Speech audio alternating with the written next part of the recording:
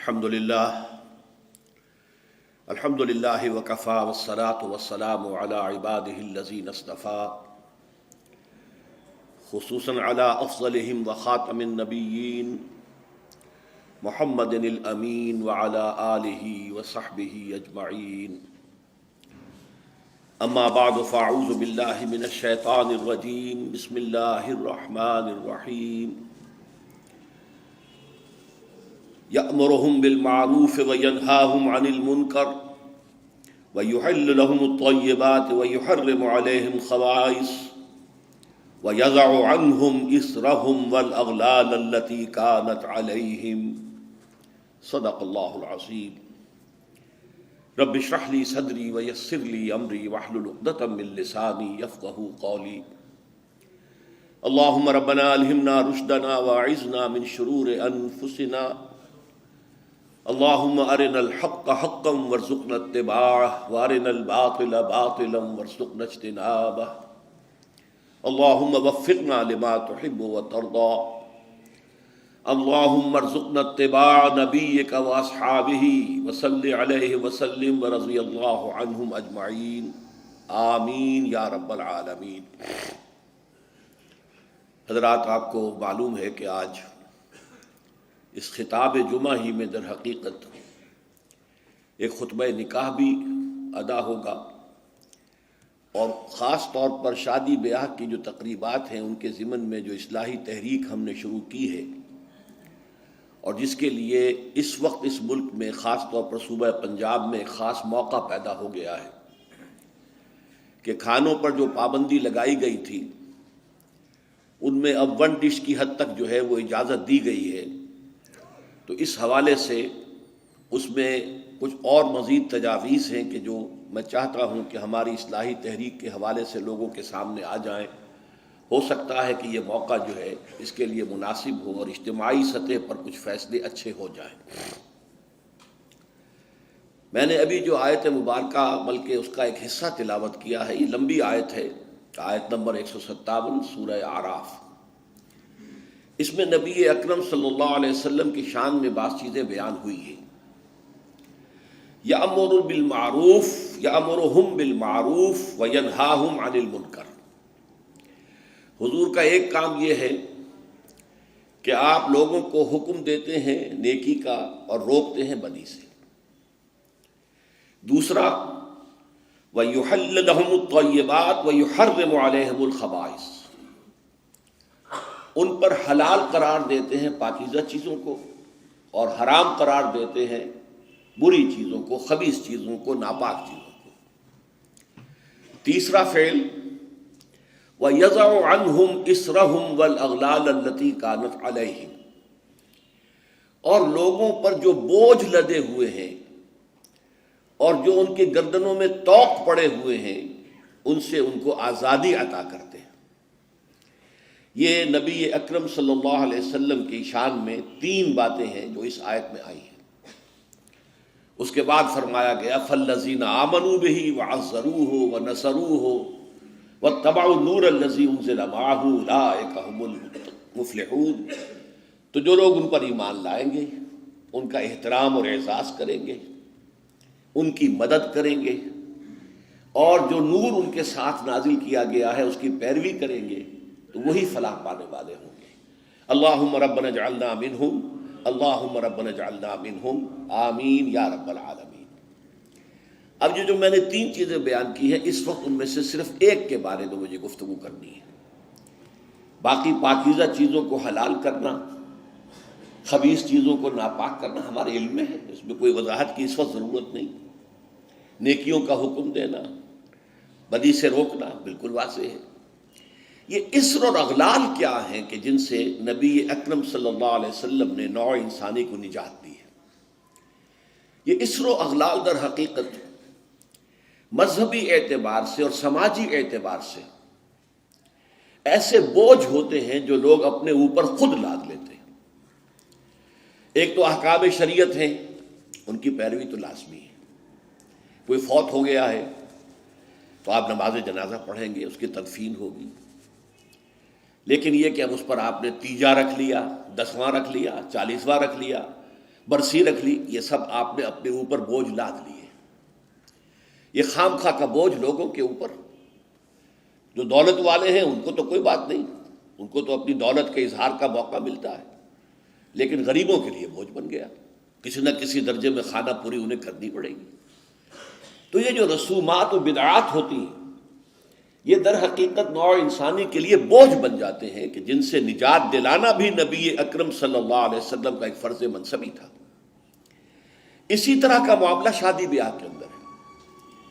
سادہ ترین تقریب جو کم سے کم چیزیں کہ جو سنت رسول صلی اللہ علیہ وسلم سے ثابت ہیں اور تعامل صحابہ رضی اللہ تعالی عنہم اجمعین سے ثابت ہیں، اس پر اکتفا کرنے کی بجائے اس میں نئی تقریبات، ایک دعوت کی بجائے 5 6 دعوتیں ہو رہی ہیں اور لوگ خرچ کر رہے ہیں، اسراف بھی ہو رہا ہے، تبذیر بھی ہو رہی ہے.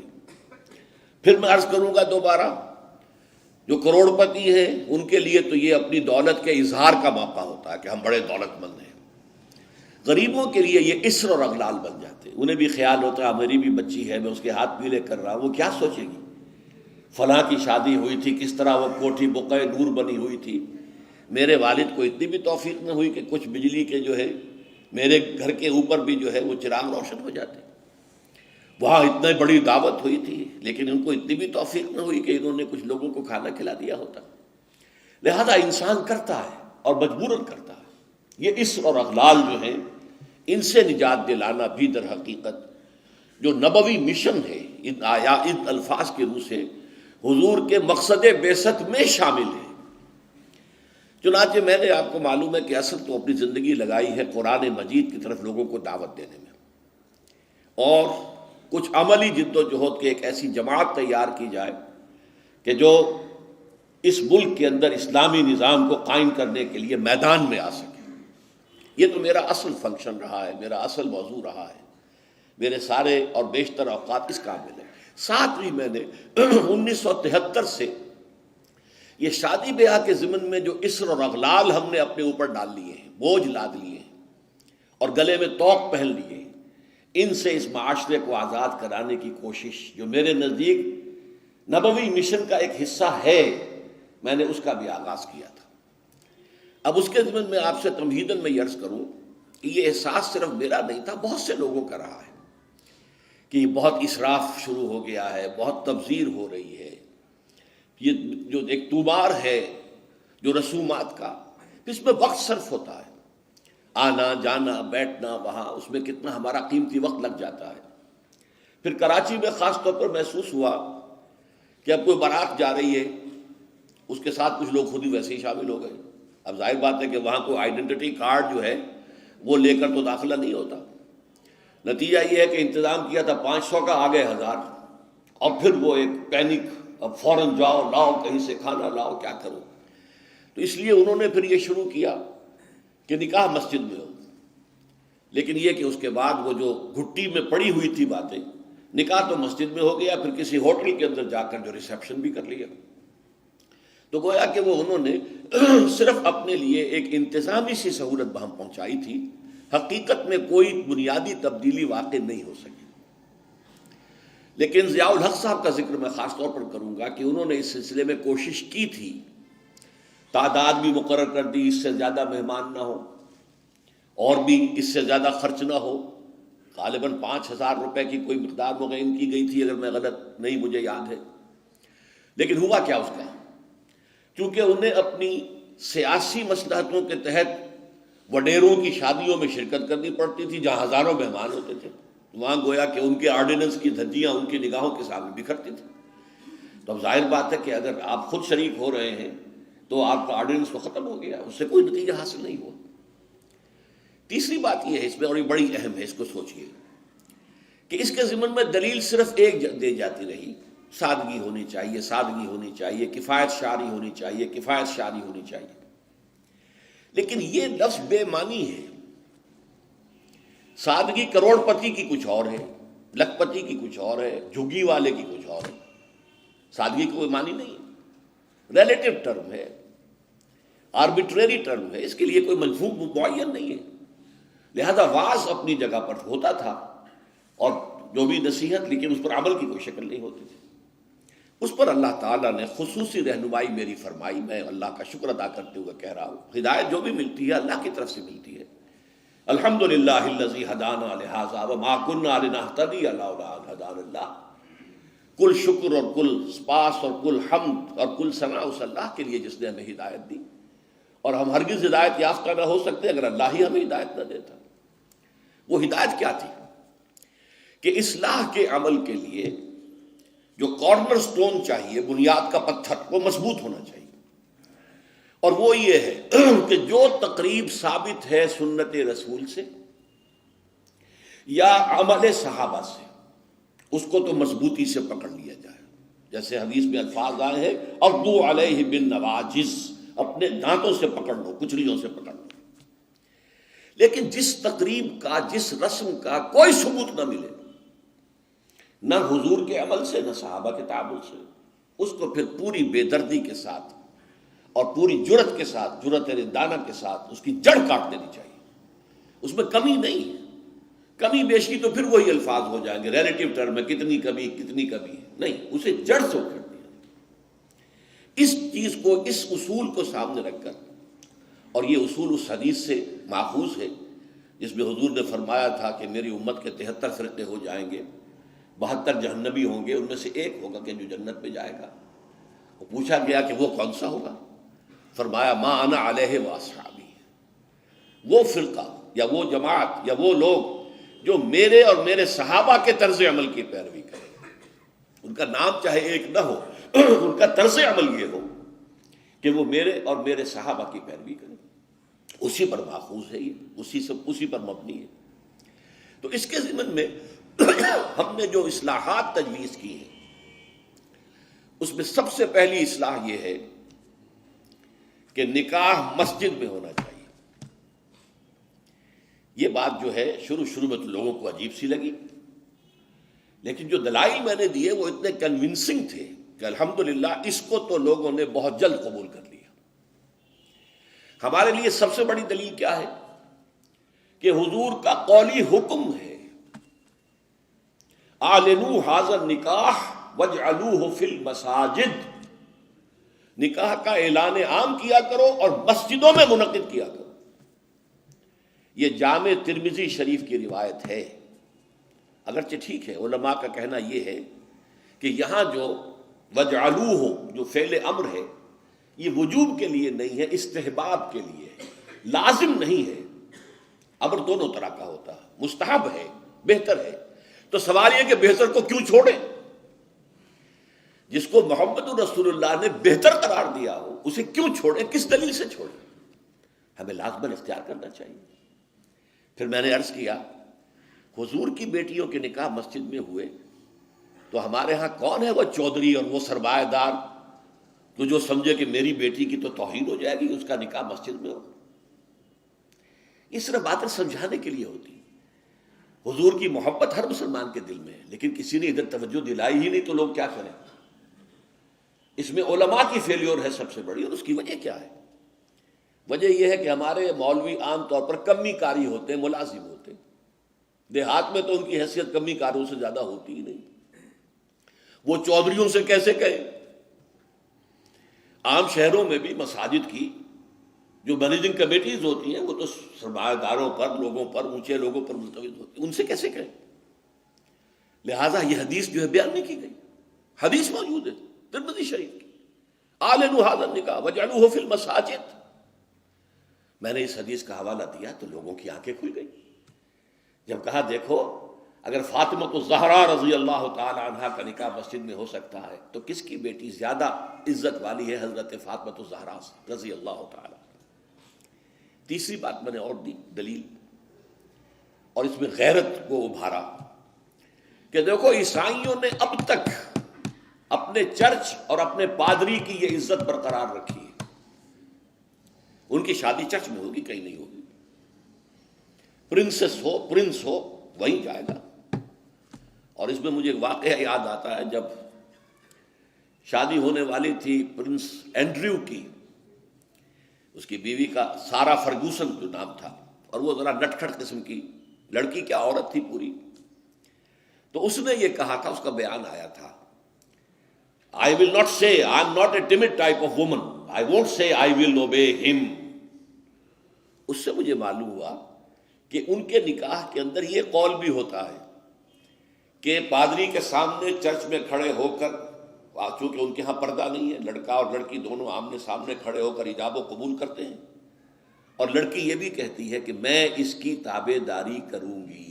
اس نے کہا میں نہیں کہوں گی، یہ کہنا تو پڑا، اس کے بغیر وہ پرنس اینڈریو کی دلہن نہیں بن سکتی تھی، شادی جو ہے وہ تو بہرحال چرچ میں ہوئی۔ ہمارا مولوی بیچارہ بغل میں دبا کر وہ رجسٹر اور بیٹھا سوکھ رہا ہوتا ہے، بارات تو ابھی آئی نہیں ہے، 2 گھنٹے گزر گئے، بیٹھا ہوا، یہ اس کی حیثیت ہے ملازم کی۔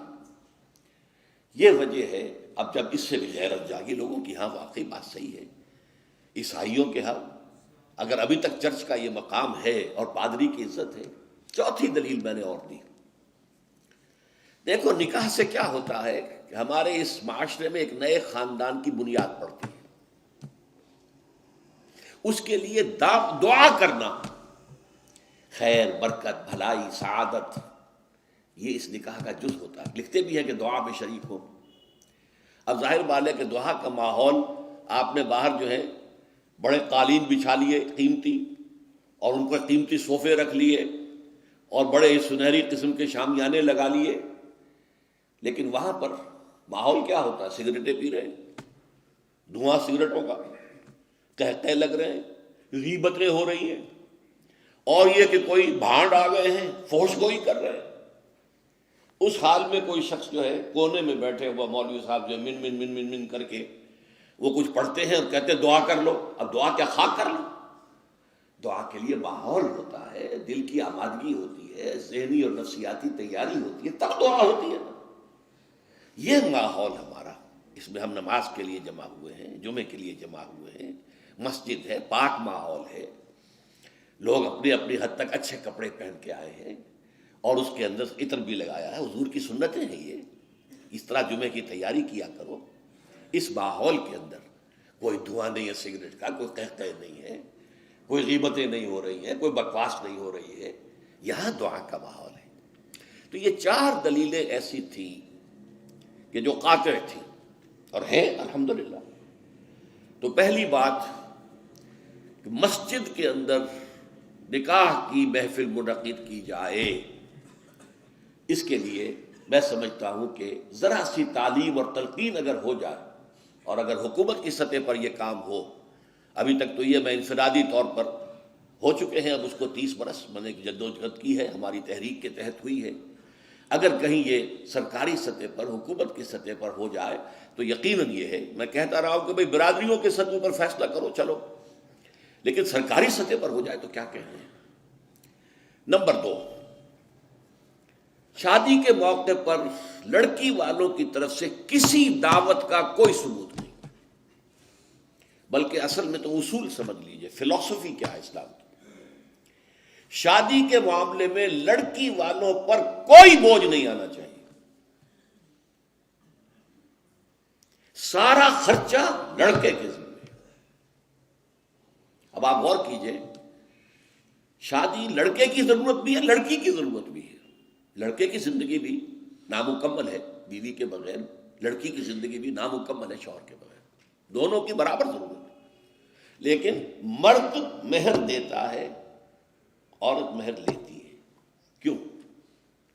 مرد کی قوامیت، اور یہ علامت ہے کہ مرد طالب ہے، عورت مطلوب ہے۔ یہ مہر کوئی قیمت نہیں ہے، معاذ اللہ، بعض اوقات بعض نکاح خواہ کہہ دیتے بعوض اتنے مہر کے میں نکاح میں دیتا ہوں، یہ بڑا غلط لفظ ہے۔ بس مہر کا اعلان کیا جائے اتنا مہر ہے، بعوض نہیں، یہ کوئی اس کی قیمت نہیں ہے، کوئی خریداری نہیں ہو رہی ہے، لیکن یہ ہے کہ علامت ہے، ٹوکن ہے۔ ایسا بھی مہر مقرر کیا گیا، کسی کے پاس دینے کو کچھ نہیں تھا، حضور نے فرمایا اچھا اپنی اس بیوی کو اتنی سورتیں قرآن کی پڑھا دینا، یہ بھی مہر ہو گیا۔ تو یہ چیز ہے کہ طالب ہے لڑکا، اور اس کا گھر آباد ہونا ہے۔ لڑکی کا معاملہ جو ہے وہ اس کے برعکس ہے، اس پر کوئی بوجھ نہیں آنا چاہیے۔ اس کے ماں باپ نے پال پوس کر تمہارے حوالے کر دی، شرم کرو کہ اس کے بعد تمہیں کچھ مزید چاہیے اس سے بڑی بات کیا ہے؟ لہذا لڑکی والوں کی طرف سے دعوت طعام کا کوئی ثبوت نہیں، اس کی جڑ کٹنی چاہیے، زیرو، کوئی مشروب بھی نہیں، کوئی اور نہیں۔ بلکہ آپ کو معلوم ہے نکاح کی محفل میں چھوارے کون لے کے آتا ہے؟ لڑکے والے۔ اور پھر پلاؤ متنجن کس سے کھاتے ہیں؟ ذرا دیکھیے کس قدر یہ مزہ کا خیز صورت ہے۔ فرض کیجئے گئے ہیں آپ کسی کے گھر پر جا کر، لڑکی کے گھر پر جا کر نکاح ہو رہا، نکاح ہو گیا، اب چھوارے جو ہے لڑکے والوں کی طرف سے، اور اس کے بعد دعوت ہو رہی ہے، پلاؤ متنجن بریانی کس کی طرف سے؟ لڑکی والوں۔ عقل کے ناخن لو، تو کیا چھوارے نہیں وہ بانٹ سکتا تھا جس نے تمہیں مرغ پلاؤ کھلایا؟ یہ کیوں ہے؟ اس کو سمجھیے۔ ہمارے ہاں دو تہذیبیں گڑبڑ ہو گئی، ایک اسلامی تہذیب اور اس کا تقاضا، ایک ہماری جو پرانی ہندوانہ تہذیب ہے اس کے اثرات چل رہے ہیں۔ ہماری تہذیب کا یہ ہے کہ لڑکا خرچ کرے گا اور وہ چھوارے لے کر آئے گا۔ ہندوانہ تہذیب ہے یہ دعوت لڑکی والوں کی طرف سے، یہ ہماری نہیں ہے۔ اور اس کے لیے میں لطیفہ آپ کو سنا دوں، یہ جو میوات کا علاقہ تھا جہاں سے کہ یہ تبلیغی جماعت شروع ہوئی ہے، بڑا کام کیا انہوں نے، شدھی کی تحریک، چونکہ ہندوؤں نے اسے ٹارگٹ کر لیا تھا اس علاقے کو، وہاں حال یہ تھا کہ کبھی کوئی بزرگ کسی کے ایمان لے آئے تھے، تربیت ہوئی نہیں، تعلیم ہوئی نہیں، تو کہنے کو مسلمان تھے، نام بھی آدھے ہندو آدھے مسلمان، نام بھی ایسے ہوتے تھے۔ اب ان کے ہاں جب شادی ہوتی تھی تو ایک تو مولوی جی، وہ مولوی کہتے ہیں، مولوی نہیں، مولوی جی نے آ کے بول پڑھا دیے، نکاح ہو گیا۔ پھر اطمینان نہیں ہوتا تھا کہ یہ صرف بول سے میں نے قبول کیا، یہ بندھن بن گیا نہیں۔ پھر پھیرے ڈلواتے تھے، لڑکے کی چادر لڑکی کی چادر میں گرہ باندھو اور سب کے سامنے 7 چکر لگواؤ تو پتہ لگے گا کہ واقعی عقد کہتے ہیں گرہ کو، عقدہ گرہ کہتے ہیں، عقد گرہ۔ یہ جو نکاح کی گرہ بندی ہے یہ اس طرح پکی ہوگی کہ پہلے مولوی جی بول پڑھا دیں اور پھر جو ہے پھیرے ڈلوا لیے جائیں۔ تو ہمارے ہاں یہ چھوارے تو وہ مولوی جی والی تہذیب ہے، اور پھر اس کے بعد دعوت جو ہے یہ ہندوانہ تہذیب ہے، یہ وہ پھیرے ہیں، کوئی ثابت نہیں ہے، اس کی جڑ کاٹی جائے، کمی نہیں، جڑ کاٹی جائے۔ پھر میں کہوں گا کمی بیشی جو ہے یہ پھر وہ ریلیٹیو ٹرمز ہو جاتی ہے، تو جہاں انگلی رکھنے کی جگہ ہوگی وہاں پورا ہاتھ اور پوچھا رکھ دیا جائے گا، جڑ کاٹی جائے۔ یہ دوسری ہم نے تجویز پیش کی۔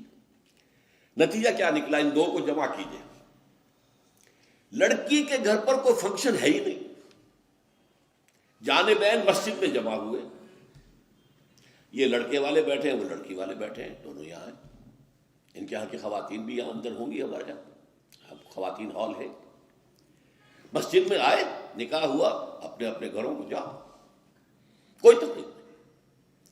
اس کا نتیجہ کیا نکلا کہ جسے آپ جنج کہتے ہیں، بارات، اس کا تصور زیرو ہو گیا۔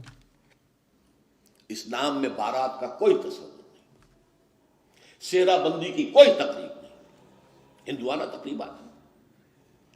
بارات کے لیے عربی میں کوئی لفظ ہی نہیں ہے، قرآن اور حدیث میں کیا ہوگا؟ عربی میں نہیں ہے، کوئی لفظ نہیں، یہ خالص عجمی لفظ، بارات عجمی ہے، ایرانی ہے، اس کا اسلام سے کوئی تعلق نہیں، جڑ کٹ جائے اس کی۔ یہ بھی ہندوانہ تصور ہے۔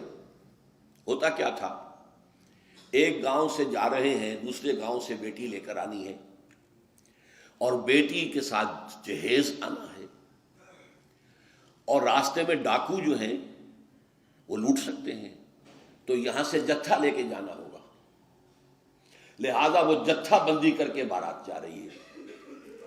اب وہ جا کر جنج گھر جو بنے ہوئے ہیں وہاں پر ٹھہر رہی ہے، 2 دن 3 دن عیش کر رہے ہیں، کچھ چھرے اڑا رہے ہیں لڑکی والوں کے پیسے پر، پھر وہ مال غنیمت سے لدے پھدے واپس آ رہے ہیں، لہذا وہ جتھا حفاظت کرتا تھا۔ یہ سارا ہندوانہ تصور ہے، اسلام سے کوئی تعلق نہیں۔ تو نمبر 1 نکاح مسجد میں، نمبر 2 کوئی دعوت طعام ہی نہیں، کوئی بھی نہیں، نو انٹرٹینمنٹ واٹس ایور لڑکی والوں کی طرف سے، اجتماع جانبین مسجد میں، یہیں سے ڈسپرس۔ حضرت فاطمہ کو تو وداع کرانے کے لیے حضرت علی گئے بھی نہیں تھے. نکاح کے بعد کچھ خواتین حضرت فاطمہ کو لے کر حجرے میں چھوڑ آئی تھی جا کر، جو ایک انصاری صحابی نے حضرت علی کو دیا تھا، ورنہ ان کے پاس حجرہ بھی نہیں تھا. 3 باتیں ہو گئی. چوتھی بات، ولیمہ جو ہے اس کی تاکید ہے. یہی وجہ ہے کہ جب یہ شادی پر مکمل پابندی لگائی گئی تھی، میں نے اشتہار دیا تھا کہ ولیمہ پر پابندی نہیں ہونی چاہیے. لڑکی والے کے ہاں تو آپ سوچئے، جو دلیل میں نے دی اس کی نفی میں، نفسیاتی دلیل بہت بڑی ہے.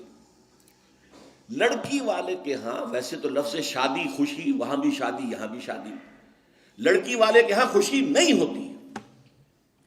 اس کے گھر سے لخت جگر، نور چشم نکل کر جا رہی ہے، کیسے خوشی ہوگی؟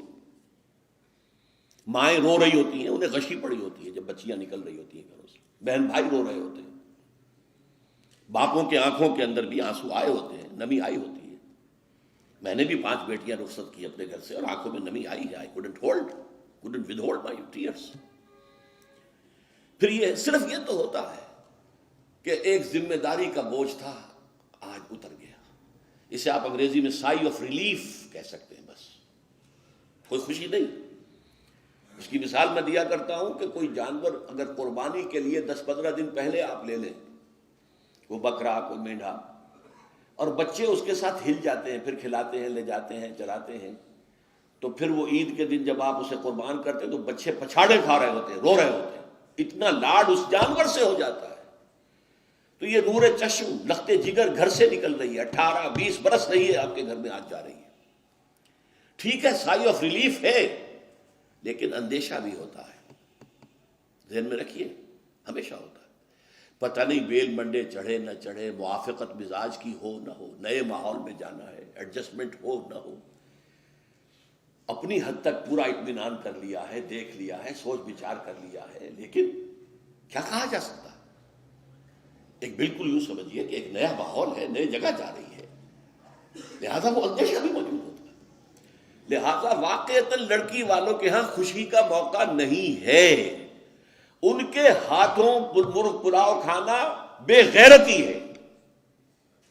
ہاں، لڑکے والے کے ہاں خوشی ہے، اس کا گھر آباد ہوا ہے، اور اسے حکم دیا حضور نے، اولموا ولو بشاۃ، ولیمہ ضرور کرو، چاہے تمہارے پاس ایک ہی بکری ہو.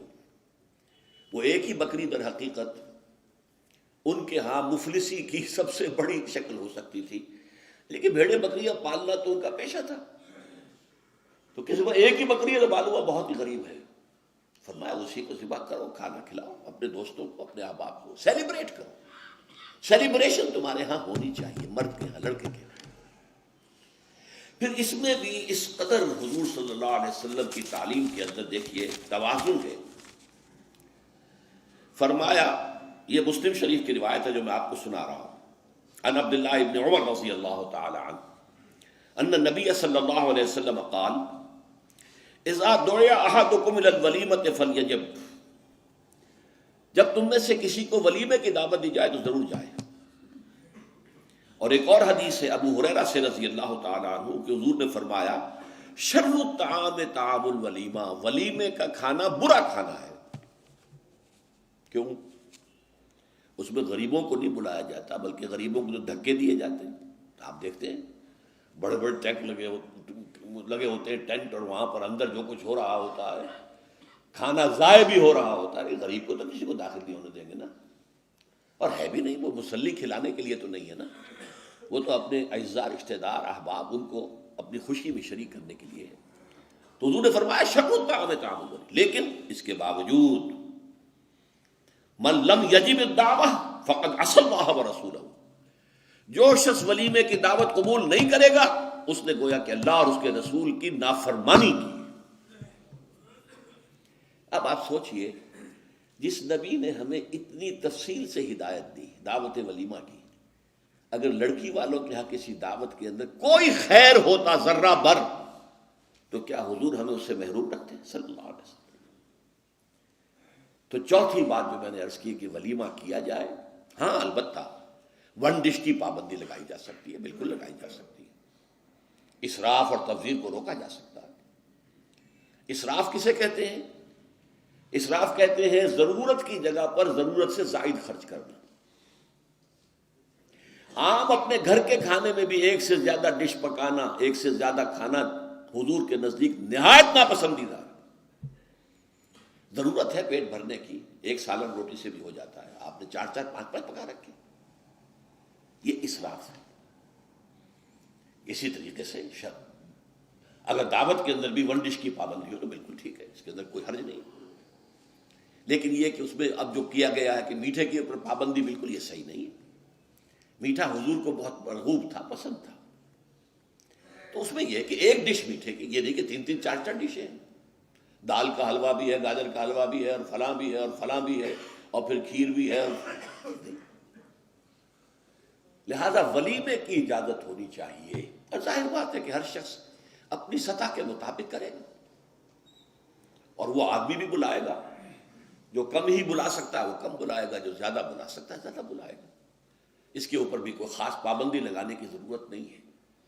لیکن ظاہر بات ہے جو میں نے ایک بات کی ہے، اس سے شادی بیاہ کے اخراجات کا ایک حصہ تو بالکل ختم ہو گیا نا، لڑکی والوں کی طرف سے تو 0 ہو گئے، نہ کوئی سیلیبریشن، نہ کوئی دعوت، نہ کوئی خیمے لگانے کی ضرورت، نہ کچھ اور ریسیپشن، کچھ نہیں، کیسے بالکل 0۔ لڑکے والے جو ہیں دعوت ولیمہ، اور اس کے اندر ظاہر بات ہے کہ اپنے ساتھیوں کو، دوستوں کو، اعزاء کو، اقارب کو، جس حد تک بھی اس کے لیے ممکن ہے۔ اچھا، یہاں تک فرمایا حضور نے کہ اگر تمہارے کسی بھائی نے نکاح کیا ہو اور اس کے پاس کچھ بھی نہیں ہے کہ وہ ولیمہ کر سکے، اپنے گھر سے کھانا لے جاؤ اور جا کر اس کے ہاں بیٹھ کر کھانا، سیلیبریٹ کرو، اس کی خوشی میں شریک ہو جاؤ۔ یہ کس قدر فطری تعلیمات ہے، غور کیجیے۔ جیسے کہ میں نے بتایا کہ اصل خوشی جو ہے وہ لڑکے والے کے، اس کا گھر آباد ہوا، لڑکی والے کے تو خوشی نہیں ہے، ان کے ہاں سے تو ایک فرد جو ہے وہ نکلا ہے۔ اچھا، اب آئیے 5ویں چیز، جہیز کی جڑ کاٹی جائے۔ اگرچہ میں نے جو عہد لیا تھا، یہ 10 جنوری 1975 کا میرے پاس یہ ایک رقعہ ہے موجود، لکھا ہوا، ہمارے ایک ساتھی تنظیم کے ہوتے تھے محمد حنیف ورک، ان کی شادی پر میں نے جو خطبہ دیا تھا، پھر میں نے مسجد خضرا میں لوگوں کو کھڑے ہو کر ہاتھ اٹھوا لیے تھے کہ اس کی پابندی کرنی ہوگی، اب انہوں نے ہاتھ اٹھائے تھے، اس میں نے اس کو شامل نہیں کیا تھا۔ یہ جہیز کا معاملہ جو ہے یہ ذرا ہمارے معاشی نظام کے ساتھ وابستہ ہے، اس میں کوئی ڈیمانڈ اینڈ سپلائی کا معاملہ بھی ہے، یہ آسانی سے ختم ہونے والی لعنت نہیں ہے۔ اس وقت ہم نے صرف ایک پابندی لگائی تھی کہ اس کی نمائش نہ ہو، بلکہ یہ ہے کہ آپ کو جو کچھ دینا ہے 2 دن پہلے بھیج دیجئے لڑکے والے کے ہاں، یا 2 دن بعد میں بھیج دیجئے، نمائش نہ ہو کہ غریبوں کو یہ احساس نہ ہو کہ فلاں کی بیٹی تو یہ کچھ لے کر گئی ہے، اور یہ کہ میرے پاس کچھ بھی نہیں ہے دینے کے لیے۔ یہ جو احساس محرومی ہے، آپ نوٹ کیجئے، میں نے آپ کو بتایا اسراف کہتے ہیں ضرورت کی جگہ پر ضرورت سے زیادہ خرچ کرنے کو، اور تبذیر کہتے ہیں بلا ضرورت خرچ کرنے کو، صرف نمود و نمائش کے لیے، اپنی دولت کے مظاہرے کے لیے، اپنی دولت مندی کی دھوس جمانے کے لیے۔ پوری کوٹھی جو ہے قمقمہ بنی ہوئی ہے، ہر جگہ پر، ہر درخت کے ہر پتے کے ساتھ بلب لگا ہوا ہے، معلوم ہو جگمگ جگمگ جگمگ ہو رہی ہے، بڑے عمدہ لباس، سفید براق پہنے ہوئے جو بہرے ہیں وہ کھانے ڈشیں لیے ادھر ادھر جا رہے ہیں۔ یہ جو کچھ ہے اسراف، اور اس کے بعد تبذیر کے بارے میں تو فرمایا، اسراف کے لیے تو صرف یہ کہا تسرفو لا تسرفو، اسراف نہ کرو، کلوا واشربوا ولا تسرفوا، کھاؤ پیو اسراف نہ کرو۔ لیکن تبذیر کے بارے میں فرمایا ان المبذرین کانوا اخوان الشیاطین، یہ مبذر جو ہیں یہ تو شیطانوں کے بھائی ہیں۔ کیوں؟ کافی عرصے تک میرا ذہن اس پر اڑا رہا، کیوں یہ کیوں تشبیہ دی گئی؟ پھر بات کھلی سورہ مائدہ میں جا کر، شراب کی حرمت کے ضمن میں الفاظ آئے، انما یرید الشیطان ان یوقع بینکم العداوۃ والبغضاء فی الخمر والمیسر، یہ شیطان یہ چاہتا ہے مسلمانوں کہ تمہارے اندر آپس میں بغض اور دشمنی پیدا کر دے شراب کے ذریعے اور جوئے کے ذریعے. شیطان چاہتا یہی ہے. اس شیطان کا حربہ لوگوں کے دلوں کو پھاڑ دینا، کلاس کانشسنس پیدا کر دینا، محرومین اور مترفین کے علیحدہ طبقے ہو جائیں، اور پھر لڑیں گے، ٹکرائیں گے پھر. اور یہی کام اس میں ہے. جس گھر میں لڑکی کی شادی پر اس طریقے سے پیسہ جو ہے بہایا جا رہا ہے پانی کی طرح، وہاں کوئی شوفر بھی ہے، ان کا ڈرائیور، کوئی پہرے دار بھی ہے، کوئی خانسامہ بھی ہے، اس کی بیٹی بیٹھی ہوئی ہے، بوڑھی ہو رہی ہے، وہ ہاتھ پیلے نہیں کر سکتا. اس کے دل کے جذبات کیا ہوں گے اس وقت؟ کیا یہ اور میں بھائی ہیں آپس میں؟ انما المومنون اخوۃ، یہ واز کہنے کی بات ہے، یہ سب ڈھکوسلے ہیں. انما المومنون اخوۃ، یہ ہم بھائی ہیں. میری بیٹی بوڑھی ہو رہی ہے، ہاتھ پیلے نہیں کر سکتا، اور ان کے ہاں دولت جو ہے وہ پانی کی طرح بہ رہی ہے. یہ دل پھٹ گئے کہ نہیں؟ یہ طبقاتی شعور ابھرا کہ نہیں؟ ان یوقع بینکم العداوۃ والبغضاء فی الخمر والمیسر، عداوت اور بغض اور دشمنی پیدا کرنے کے لیے. بہرحال پانچویں چیز میں عرض کر رہا تھا، جہیز. اس زمن میں چونکہ ایک بہت بڑا مغالطہ ہمارے ہاں لوگوں نے پیدا کر دیا ہے، حضرت فاطمہ رضی اللہ تعالی عنہا کے جہیز کا ذکر کر کے. اسلام میں قطعاً کسی جہیز کا کوئی تصور نہیں. جو میں کہہ چکا ہوں، فلسفہ یہ ہے، لڑکی والے پر کوئی ایک پیسے کا بوجھ نہیں آنا چاہیے. حضرت فاطمہ کے جہیز کا معاملہ کیا تھا کہ ان کی شادی اس اعتبار سے یونیک تھی کہ لڑکی کے والد حضور اور لڑکے کے ولی حضور.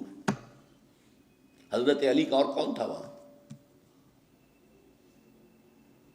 اب حضور نے پوچھا، علی تمہارے پاس کچھ ہے مہر دینے کو؟ مہر تو دینا ہوگا نا، مہر تو لازم ہے. انہوں نے صاف ہاتھ چھاڑ دیے اپنے کہ میرے پاس تو کچھ بھی نہیں ہے. وہ تو فقراء صحابہ میں سے تھے، جیسا کہ میں نے آپ کو بتایا ابھی. ان کے پاس تو کوئی گھر بھی نہیں تھا. حجرہ بھی ایک انصاری صحابی نے انہیں دیا ہے کہ یہاں آپ اپنی بیوی کو رخصت کرا کے لے آئیں. کہ میرے پاس تو کچھ نہیں. فرمایا تمہارے پاس ایک زرہ ہوتی تھی؟ کہ جی ہاں زرہ تو ہے. انہوں نے کہا اصل میں سمجھا کہ زرہ تو ایک ہتھیار ہے، جہاد کے لیے ہے، وہ کوئی دولت تو نہیں ہے. آپ نے فرمایا جاؤ اسے بیچو یا گروی رکھو، قرض لے کے آؤ، لیکن مہر تو دینا. وہ گئے اپنی زرہ لے کر بازار میں آواز لگائی. حضرت عثمان نے خرید لیا 30 دینار یا درہم، جو بھی ہے اس میں رقم کا میں یقین سے نہیں کہہ سکتا، اور بعد میں پھر واپس کر دی. اس وقت اگر ویسے ہی دیتے 30 دینار یا 30 درہم تو حضرت علی کی جو غیرت ہے، خودی ہے، اس پر بوجھ پڑتا کہ اس نے مجھے خیرات دی ہے. اس وقت تو خرید لی تاکہ کوئی بوجھ نہ ہو. میں نے زرہ بیچی ہے، پیسے لیے، بعد میں واپس کر دی ہدیۃً، کہ یہ آپ کی زرہ واپس. وہ لا کے حضور کے سامنے پیسے رکھ دیے گئے.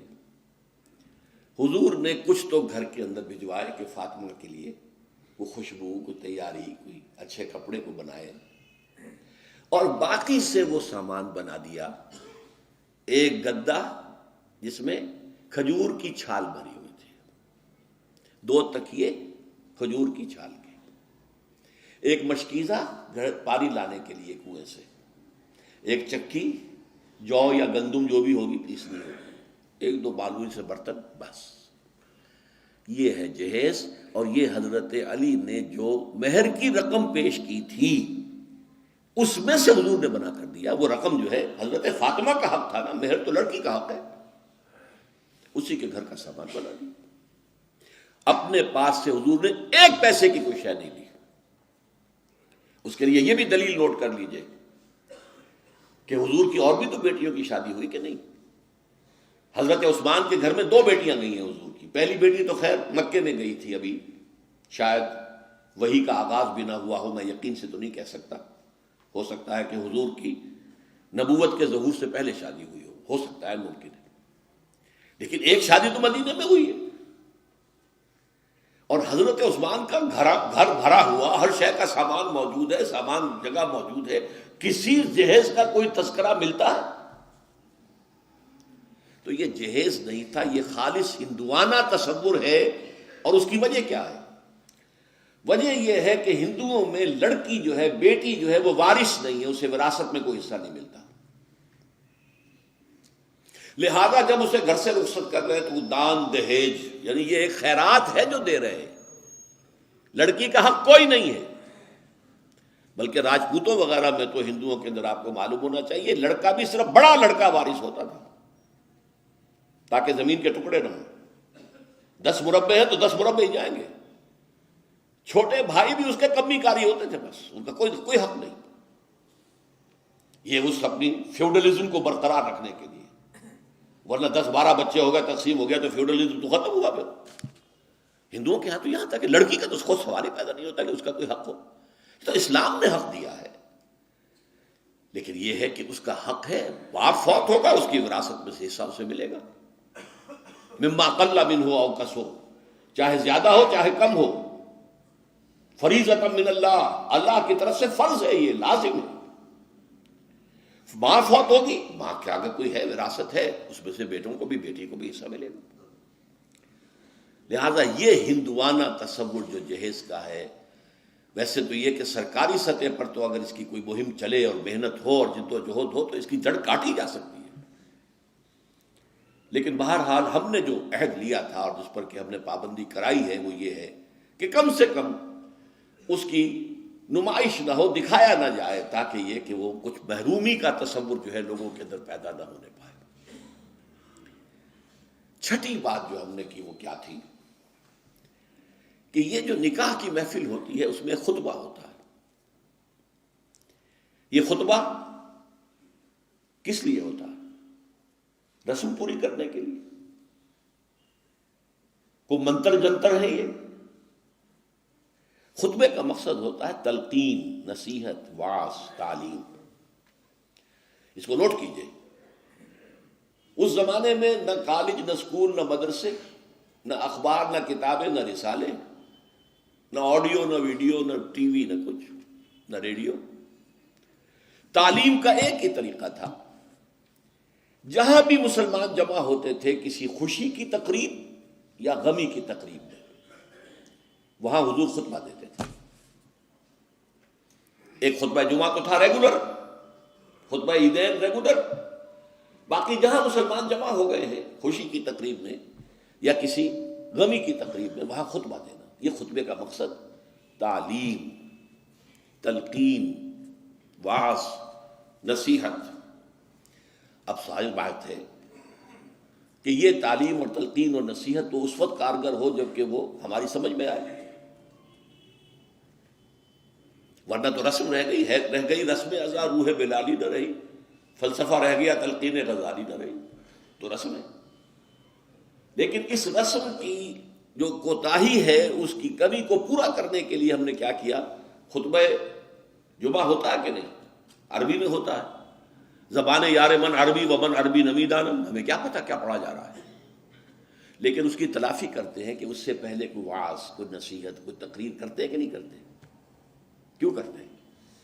تاکہ جو مقصد اصل خطبے کا تھا وہ خطبے سے حاصل نہیں ہو رہا ہے، تو کم سے کم یہ ہے کہ اس کی تلافی کسی درجے میں ہو جائے۔ ما لا یدرک کلہ لا یترک کلہ، جو چیز بتمام و کمال حاصل نہ کی جائے بالکل چھوڑ بھی نہ دی جائے، کسی نہ کسی درجے میں اس کا کام داخل رکھنا چاہیے۔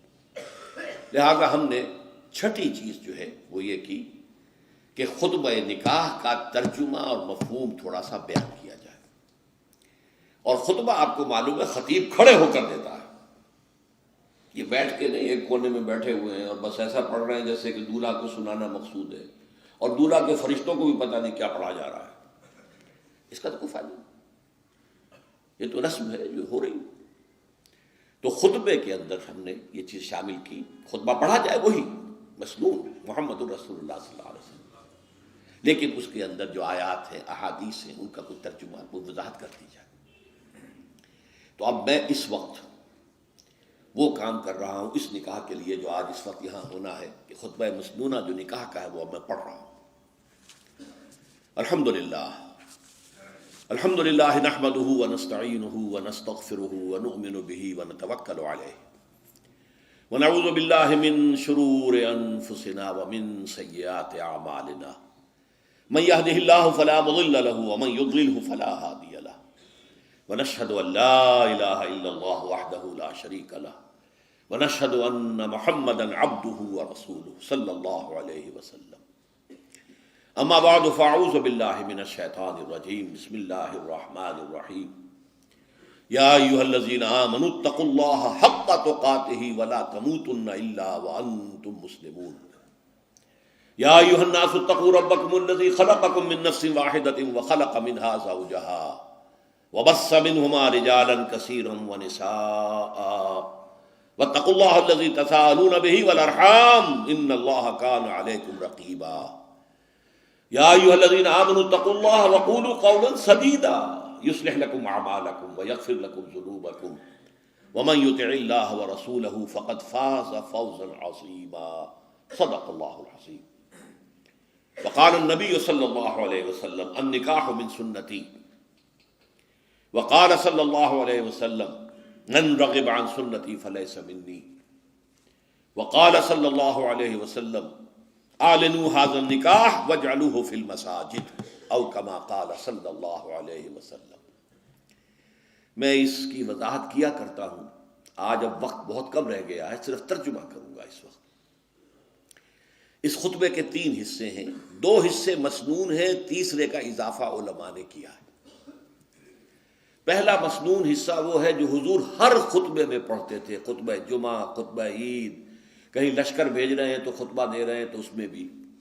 اور وہ در حقیقت ہمارے ایمان اور اسلام کا خلاصہ ہے کہ گویا کہ تجدید ایمان اور تجدید اسلام ہم کر رہے ہیں جبکہ وہ خطبہ محفل میں پڑھا گیا. ترجمہ کیا ہے؟ کل حمد، کل ثنا اللہ کے لیے. ہم بھی اسی کی ثنا اور حمد کرتے ہیں، اسی سے مدد مانگتے ہیں، اسی سے اپنے گناہوں کی معافی چاہتے ہیں، اسی پر ہمارا یقین ہے، اسی پر ہمارا توکل ہے، اسی کی پناہ ہم طلب کرتے ہیں اپنے نفسوں کی شرارتوں سے اور اپنے اعمال کی برائیوں سے. جس کو وہ ہدایت دے دے اسے کوئی گمراہ نہیں کر سکتا. اللہم ربنا اجعلنا منہم، اللہ ہمیں ان میں شامل کرے. اور جس کی گمراہی پر اس کی مہر لگ جائے اسے کوئی ہدایت نہیں دے سکتا. ربنا لا تجعلنا منہم. اور ہم سب گواہ ہیں اس بات کے کہ اللہ کے سوا کوئی معبود نہیں، وہ تنہا ہے، اس کے ساتھ کوئی شریک نہیں. اور ہم سب گواہی دیتے ہیں کہ محمد صلی اللہ علیہ وسلم اس کے بندے اور رسول ہیں. یہ ہے ایمان اور اسلام کا خلاصہ. محفل میں پڑھا گیا سب کی طرف سے ایمان کی تازگی، تجدید. ایمان کی ہم نے گویا کہ اسلام کی تجدید کر لی. اس کے بعد 4 آیتیں حضور نے چنی ہیں، ایک سورہ آل عمران سے، ایک سورہ نساء سے، 2 سورہ احزاب سے. انتخاب ہے محمد کا صلی اللہ علیہ وسلم. اور بنیاد یہ معلوم ہوتی ہے کہ تقویٰ کی تلقین، اللہ سے ڈرو، اللہ سے ڈرو. تمہیں پیش ہونا ہے اس کے سامنے، اپنے ایک ایک عمل کا حساب دینا ہے، بدلہ مل کر رہے گا. اس کی تلقین، اس کی تلقین. تقویٰ ہی ہے در حقیقت کہ جو ہمیں درست رکھ سکتا ہے ہمارے اعمال کو. اگر یہ احساس ہے تو پھونک پھونک کر قدم رکھیں گے کہ کہیں کوئی غلط کام ہم سے نہ ہو جائے. اور تقویٰ ہی کی بنیاد پر خاندان کی تعمیر ہو. نکاح میں اس لیے یہ آیتیں لی گئی ہیں، جیسے سورہ توبہ میں فرمایا لمسجد اسس علی التقوی من اول یوم. وہ مسجد قباء جس کی پہلے دن سے تعمیر اور تاسیس تقویٰ پر ہوئی، اسی طرح جس نکاح کی تاسیس اور تعمیر تقویٰ پر ہو گئی. اب میں ترجمے صرف کر سکتا ہوں اس وقت، ورنہ یہ تو ایک ایک آیت جو ہے 1 گھنٹے کا بیان چاہتی ہے. اہل ایمان اللہ کا تقویٰ اختیار کرو جتنا کہ اس کے تقویٰ کا حق ہے، اور دیکھنا موت نہ آنے پائے مگر فرما برداری کی حالت میں. کوئی لمحہ نافرمانی میں نہ گزرے، مبادا اسی لمحے موت کا ظالم پنجہ آ کر تمہیں دبوچ لے. دوسری آیت، اے لوگو اپنے اس رب کا تقویٰ اختیار کرو جس نے تمہیں ایک جان سے بنایا، اسی سے اس کا جوڑا بنایا. آدم اور حوا، اور ان دونوں سے کثیر تعداد میں مردوں اور عورتوں کو زمین میں پھیلا دیا۔ دیکھیے کس قدر مناسبت ہے، آج پھر آدم کا ایک بیٹا، حوا کی ایک بیٹی، اسی رشتے میں منسلک ہو رہے ہیں، ان سے بھی آگے نسل چلے گی۔ آج جو 6 بلین ہیومن بینگز ہیں، مین اینڈ ویمن، وہ کون ہیں؟ سب آدم اور حوا کی اولاد ہے کہ نہیں؟ لیکن دوبارہ فرمایا واتقوا اللہ، دیکھو دوبارہ سن لو، اللہ کا تقوی اختیار کرو، الذی تساءلون بہ، جس کا کہ تم ایک دوسرے کو واسطہ دیتے ہو۔ فقیر بھی مانگتا ہے تو اللہ کے نام پر، کہیں جھگڑے نہ چک رہے ہوں کسی طریقے سے، تو آخر میں واسطہ اللہ کا واسطہ، بھائی اللہ کا نام مانو، ٹھیک کرو معاملے، جس کا واسطہ دینا ہے اس کے حکم پر عمل بھی تو کرو۔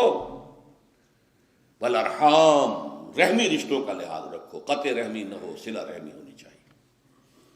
اللہ تعالیٰ تم پر نگران ہے، تمہارے ایک ایک عمل کو دیکھ رہا ہے۔ 2 آیتیں سورہ احزاب کی۔ اہل ایمان اللہ کا تقوی اختیار کرو، اور زبان سے وہی بات نکالو جو درست و سیدھی ہو۔ یہ بھی زبان کا تقوی ہو گیا نا، پہلے بولو، پہلے تولو پھر بولو، ایک ایک حرف کی جواب دہی کرنی ہوگی اللہ کے ہاں۔ تم نے یہ بات کہہ دی تھی، did you have the right to say it? حق تھا تمہارا،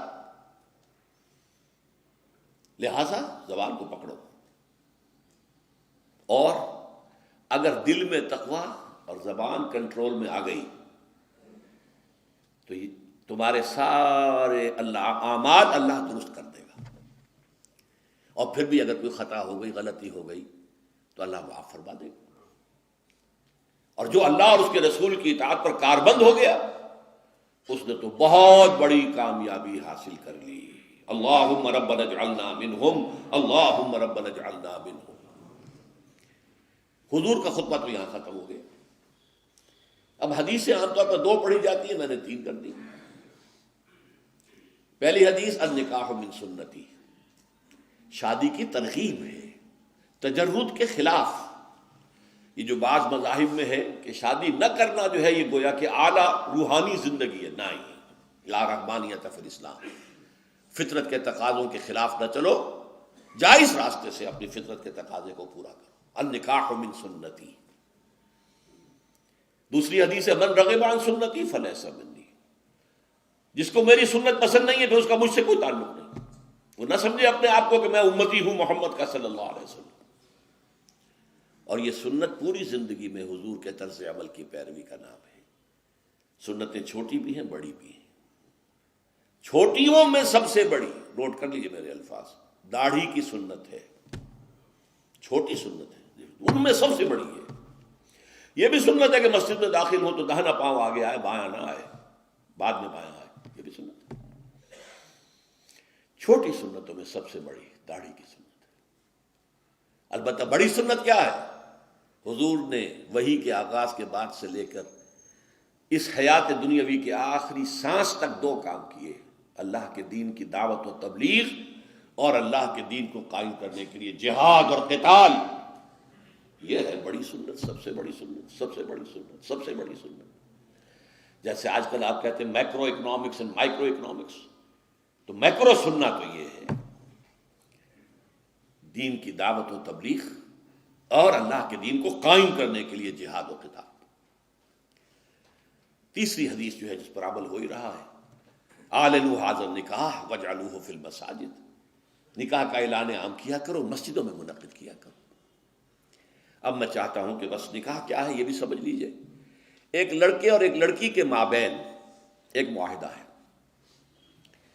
عیسائیوں میں آپ کو معلوم ہے لڑکا لڑکی دونوں سامنے کھڑے ہوتے ہیں، اس لیے کہ ان کے ہاں پردہ نہیں ہے۔ ہمارے ہاں پردہ ہے، تو چاہے آپ نے لڑکی کے گھر جا کر نکاح کیا ہو، لڑکی محفل میں تو نہیں ہوتی نا، لہذا لڑکی کا ایک وکیل ہوتا ہے جو اجازت لے کر آتا ہے، اور 2 گواہ اس کے ہوتے ہیں کہ اس نے اجازت حاصل کر لی ہے واقعتاً۔ گویا کہ لڑکا اصالتاً حاضر ہے، یہ عدالت ہے، اس وقت ایک عدالت کے سامنے یہ معاہدہ ہو رہا ہے، تو لڑکا اصالتاً موجود، لڑکی وکالتاً موجود ہے اس وقت پوٹینشلی اپنے وکیل کے ذریعے سے۔ وکیل جو ہے اجازت دیتا ہے نکاح خواہ کو، یا تو وہ خود ہی نکاح پڑھا دے، ٹھیک ہے، ورنہ وہ اجازت دیتا ہے کسی کو جو اتھارٹی اس کے پاس ہے، جو لے کر آیا اجازت، وہ کہتا ہے کسی کو اور وہ تجویز کرتا ہے، پیشکش کرتا ہے، لڑکا قبول کر لیتا ہے، اللہ اللہ خیر صلی اللہ۔ عزیزم محمد عمران، اب آپ کھڑے ہو جائیں اینڈ فیس دی آڈینس، ادھر آ جائیں۔ عزیزم محمد عمران اکرام ولد محمد اکرام، میں عزیزہ آمنہ یونس بنت محمد یونس کو ان کے وکیل اور چچا محمد مبشر کی اجازت سے آپ کے نکاح میں دیتا ہوں۔ مہر 20,000 روپے مالیت کے طلائی زیورات کی شکل میں کل کا کل اسی وقت ادا ہو جائے گا۔ آپ نے قبول کیا؟ قبول کیا۔ الحمدللہ۔ دوبارہ سن لیجئے، محمد عمران اکرام ولد Muhammad Ikram, super town Walton road, Lahore cantt. میں نے عزیزہ آمنہ یونس بنت محمد یونس کو ان کے چچا اور وکیل محمد مبشر کی اجازت سے آپ کے نکاح میں دیا۔ مہر 20,000 روپے مالیت کے طلائی زیورات کی شکل میں کل کا کل اسی وقت ادا ہو جائے گا۔ آپ نے قبول کیا؟ قبول کیا۔ الحمدللہ۔ بیٹھیے، اب دعا مانگ لیجیے۔ الحمدللہ الذی ہدانا لہذا وما کنا لنہتدی لولا ان ہدانا اللہ۔ کل حمد، کل سپاس، کل ثنا، کل تعریف اللہ کے لیے ہے جس نے ہمیں ہدایت عطا فرمائی۔ ہم ہرگز ہدایت یافتہ نہ ہو سکتے اگر اللہ ہی ہمیں ہدایت نہ دیتا۔ ربنا لا تزغ قلوبنا بعد اذ ہدیتنا وہب لنا من لدنک رحمۃ انک انت الوہاب۔ پروردگار، جو ہدایت تو نے عطا فرمائی ہے اب اس پر استقامت عطا فرما، اب ہمارے دلوں کو کج نہ ہونے دے۔ اللہم صل علی عبدک و نبیک و رسولک و حبیبک محمد وبارک وسلم وصلی وسلم علی جمیع الانبیاء والمرسلین وعلی ملائکتک المقربین وعلی عبادک الصالحین وعلینا معہم یا ارحم الراحمین۔ اللہم بارک فی ھذا النکاح، اللہم بارک فی ھذا النکاح، اللہم بارک فی ھذا النکاح۔ اے اللہ، اس نکاح میں برکتیں، سعادتیں دین اور دنیا کی عطا فرما۔ اللہم الف بین قلوبہما، اللہم حبب بینہما۔ اے اللہ، اس نکاح کے جانبین کے دلوں میں آپس میں ایک دوسرے کے لیے محبت اور الفت پیدا کر دے۔ اللہم وافق بینہما، اے اللہ ان کے مزاجوں میں موافقت پیدا کر دے۔ اللہم اجعلہما مسلمین لک ومن ذریتہما امۃ مسلمۃ لک۔ پروردگار، ان دونوں کو بھی اپنا فرما بردار بندہ اور بندی بنائے رکھ، اور ان کی اولاد میں سے بھی فرما بردار بندے اور بندیاں اٹھائیو۔ ربنا تقبل منا انک انت السمیع العلیم وتب علینا انک انت التواب الرحیم، وصلی اللہ تعالی علی خیر خلقہ محمد وآلہ واصحابہ اجمعین برحمتک یا ارحم الراحمین۔